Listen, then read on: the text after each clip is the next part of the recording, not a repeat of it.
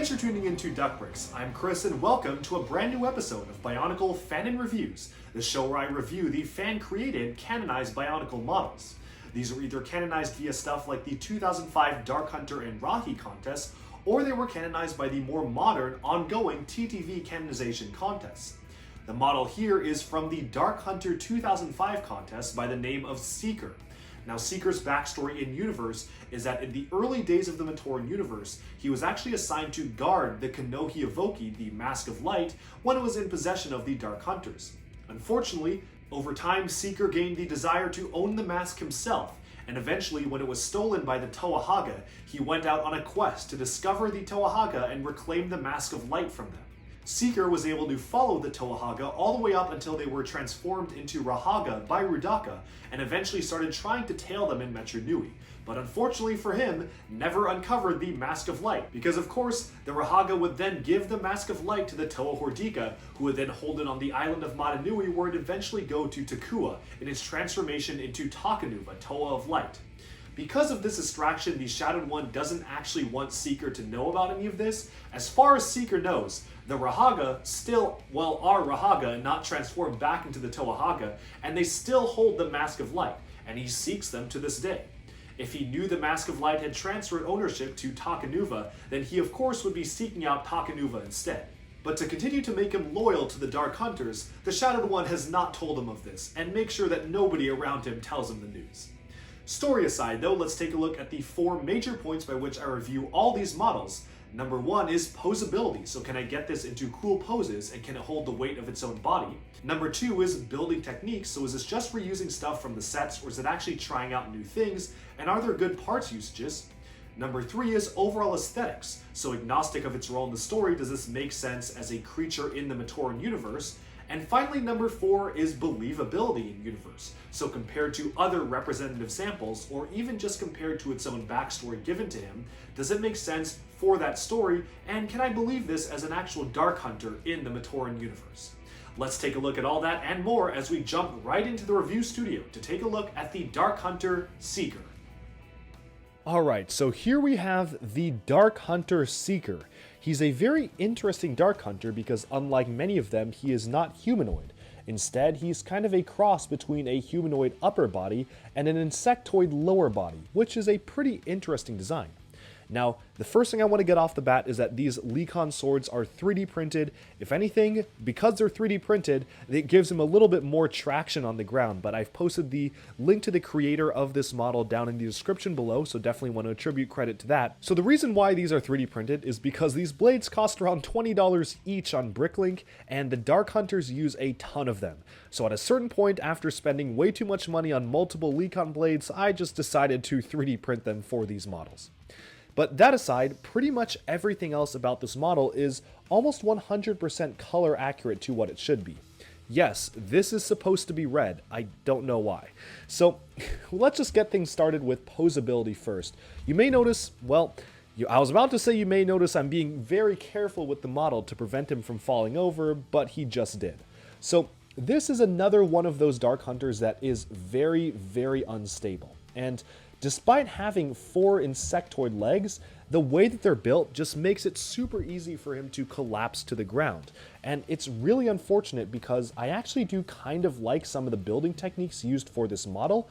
It's just nearly impossible to get him to stand up straight without just falling over. And of course, to actually get him to stand up straight, you almost always need to have the tip of his staff planted firmly on the ground, and even then, he'll just fall over. So if I can get him back to a standing position, let's talk about the articulation here. And speaking of the articulation of the legs, I think there's just too many points of articulation. So I'm going to remove the arm here so we can get a better look at this. So the way the legs are built, you'll notice 3 different points of articulation on the legs right here. And his other arm just fell off, so I guess that works. You'll see you have 1 joint here where you can move the back leg, 1 joint here which is connected to a Toa Metru head to move the front leg, and then 1 joint in general to anchor them all together as 1 unit. So you have a very wide range of motion here, which typically is a good thing, but in terms of posability, if just one of those joints starts to bend and fail, then all of them will, which is a major con for this model. Moving upwards to the arms, you'll notice that it's really just using a Metru torso with Technic pin connections jotted in. And unfortunately, this is not a very good technique because, as you can see, once you push this in, if you try to rotate his arms a certain way or rotate them backwards, it starts to pull that joint out, so if you raise it up high enough, the arm will just pop right off. And sometimes, due to the weight, the arms just pop off already. Like this other arm right here literally just fell out of the socket as I picked him up. So that's not a really great design here. It keeps falling over. And it's quite unfortunate because I think the aesthetics of this model are not too bad. I actually kind of like the vibe that this is giving of a half humanoid, half insectoid creature. It certainly is very unique. Really, the only other option like this is Nadiki, which I will say poses a lot better because it's a lot more stable, but also doesn't have as much detail as this. So if I can even manage to get this guy standing for a second, we can move on to the rest of him, but this may take a while. Okay, I have him standing so we can continue the review. The head here moves in a very simple manner. You can see that it's attached on just one of these standard Rahaga limbs here, so you can really look up and down and move his head around, so you have a pretty wide range of articulation here. Now, this part at the top of his head also rotates. I don't think it's supposed to do that. It's just kind of loose, and I do wish it was anchored on a little bit more securely, but that's how it is right now. That being said, I will say that the curve of the Rakshi spine here actually does kind of look like the upper jaw to the teeth, which are the lower jaw. So I kind of do appreciate the detail that went into that. Moving on to the arms, again, as I mentioned, you can rotate them, kind of, but there's a certain point to which you just cannot rotate them any higher, which is unfortunate because that means you can't actually move the upper arm any higher than this. The hands themselves for this hand right here are actually asymmetrical. One of the hands has an entire Toa Mata torso attached to it. I presume that is to give bulk to the hands, but it does feel a little bit strange because it's very asymmetrical compared to the other hand. You can see you can move this on a ball joint here, and he's got this staff weapon in a very complex technique manner. You probably didn't need this many parts to achieve that, but that's how he holds his staff. And strangely enough, if you look at his claws here, he has fully movable claws, which are nice, but you can't actually move them to grasp around the staff because the claws actually protrude from further outwards where the staff is mounted. So that's kind of an awkward placement if you ask me, but if you don't look too closely at it, it doesn't look too bad. And it does look like he's realistically holding the staff. Moving on to the other arm here, he makes up for the missing Mata torso with an extra armor piece. And yes, that is this Technic block piece right here. And of course his claws are at least consistent with the other hand. They're built exactly the same way so he can grab onto different things should he wish. So that is basically where he's at for articulation. Obviously you can see that even on my surface that I have for reviews, which actually has a lot of friction, he's just not standing up. And you really have to fiddle with it a ton and then just not touch it in order to make this work whatsoever. If you even so slightly nudge him or move something where you shouldn't, he'll just fall over. So again, major con where the building techniques of this model are concerned. Really wish that this was a little bit more stable. But then we can go on to just that, building techniques. Again, as I mentioned, the techniques that include 3 different points of articulation for the legs here were a little excessive. It's good articulation, but it also means he can't stand up whatsoever. The torso is honestly built all right. I like the inclusion of the Rakshi spine on the front here, which is actually anchored on fairly well. You can see it just goes down like a cover here. And even including these silver Toa Metru feet on the sides actually do work out quite well for this model.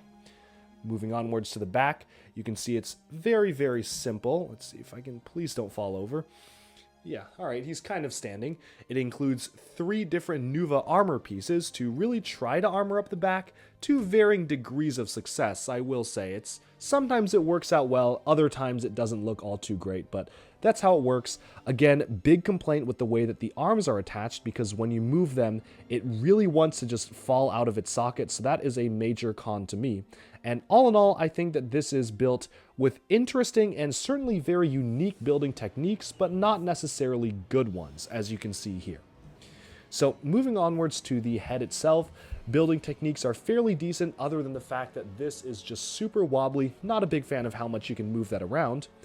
And even the hands themselves are a little bit strange because, again, his staff just protrudes so far backwards from his hand that it's kind of hard to suspend disbelief that he's actually holding onto it. And usually I just keep his claws open like that and not even bother with trying to make it look like he's holding the staff. Some strange inclusions here, like the Mata torso, which presumably was just included just so he could hold the staff. There were many, many other better ways to do that. And then you've got the regular hand over here without a Mata torso, so not really sure why one is asymmetric compared to the other, but that's just kind of how it is. And in terms of overall aesthetics, if you ignore the fact that he continuously falls over, I gotta say it doesn't look too bad to me. Sure, there's a few awkward bits like the asymmetric hands and the fact that this wiggles around, but for the most part, this looks like a fairly cohesive model, at least from the outset. He's got a nice looking shaped torso that, if you ignore the fact that his arms will pop off every few seconds, actually does have some decent shaping up at the front here, and the shaping downwards to the insectoid legs feels appropriately mechanical, and I do like the inclusion of the hoses here to add some extra detail. So all in all, it's kind of a mixed bag in terms of aesthetics, but I'd say this one skews a little bit more positive than many other Dark Hunters because it does feel like the builder had a very clear idea of what they wanted to make for this model, with it being a half spider-like creature, half humanoid, and they eventually kind of made it work, at least aesthetics-wise. But with that, we can now zoom out and take a look at Seeker next to some other representative samples from the Bionicle universe. Alright, so zooming out, we have the Dark Hunter Seeker compared to some other representative samples in the Bionicle universe, namely one of the Rahaga that he's so desperately seeking, as well as Toa Lee Khan, who's just a standard-sized Toa hero. So immediately the first thing you might notice is that Seeker's actually quite a lot taller than he may seem. In fact, when looking at the images of this guy, I didn't realize that he was actually going to be this tall. And it's not necessarily a bad thing, because it certainly gives him a menacing look and feel without being so out of proportion that it wouldn't make sense for the Bionicle universe. Obviously, he's using a combination of different pieces that fit in well with G1, specifically using the Metru torso here, but having some other aspects built around it to make it feel unique. And all in all, this does feel like a fairly realistic model. Sure, there are some things that throw me off, mostly color scheme and symmetry-wise, with the very large side of his hand here with the Mata torso, just kind of a slimmer side of the hand on this other side, and then the inexplicable golden shoulders where the rest of his body doesn't really have any gold, but pretty much everything else is just fairly good. And I would say that this is generally pretty believable to stack up in universe. It wouldn't surprise me that a Toa would be able to have a pretty good fight against this guy despite him being larger. You can see it's fairly comparable to have some sort of a battle. So I think in terms of believability in universe, I'm going to give Seeker a 9 out of 10. Nothing really too wrong that stands out to me as being strange or not fitting in. Moving on though to the overall aesthetics of this model. So again, as I mentioned earlier in the review, I'm actually pretty pleased with the aesthetics. I think it's a pretty cool concept to have this spider-like lower body and a humanoid upper body with some kind of a hybrid between humanoid and insectoid head here. And of course, there are some things that kind of feel strange to me, such as the very large hand on this side, a smaller hand on this other side, and all in all, just some interesting color choices all around. But for the most part, I'll say that this is fairly cohesive. And that's why for aesthetics, I'm going to give it a 7 out of 10. It looks fine to me, and that's really all that matters. But then moving on, we have the final 2 points. So building techniques and posability. So I'm going to get the really rough one out of the way first with posability. I'm not even touching him, as you can notice, because it took me a while to just get him to stand up just like this. And obviously, as you saw in the review, it's really easy for this guy to just continuously fall over and over again. So for posability, that's going to be a lot of points taken off. I simply think there's just too many points of articulation for the legs here that make it such that if just one aspect gets imbalanced, the entire thing just topples over. And it's certainly not helped by the fact that his arms are mounted on very weak connection points, where if you try to move them upwards or forwards past a certain point, they're just gonna fall off. So that's another major con to me. And finally, the last thing about posability is that one of the complaints that I had was that you cannot even close his claws around the staff because the staff is just mounted so far back, it's almost like it's mounted on his wrist. So all in all, kind of a combination of all these points, I'm going to give posability a 4 out of 10. It's definitely below average if this model will keep on falling over, and the only reason why it isn't lower is because I can actually get him in some semblance of a standing pose. And I have given 2/3 out of 10 to models that simply cannot stand up at all, unless you really try to do it. This one requires some fiddling, but you can get him standing, so 4 out of 10. And finally, for building techniques, I think this is again kind of a mixed bag. I do like the parts usage of the Metru heads to form the base of the legs here. I like the way the torso incorporates the Rakshi spine here and actually does look like a fairly decent torso. But then you have very strange decisions like the Mata torso on one hand, you've got way too many ball joints down here, as well as just some weird asymmetry that doesn't really complement the model all too much. And so I'm going to give building techniques an average 5 out of 10. There's some good things, there's some not so great things, and especially that arm connection is really lacking. So that's why it's just getting an average score from me. But with that, we've summed up this review of the Dark Hunter Seeker. Let me know down in the comments below, what do you think of this model? Do you like him? Do you dislike him? And if you've built him yourself, how has your experience been? Thank you all so much for tuning into Duck Bricks, and as usual, stay tuned every Monday, where unless otherwise stated, I'll be posting a new Bionicle Fanon review. Thanks all for tuning in, and bye-bye for now.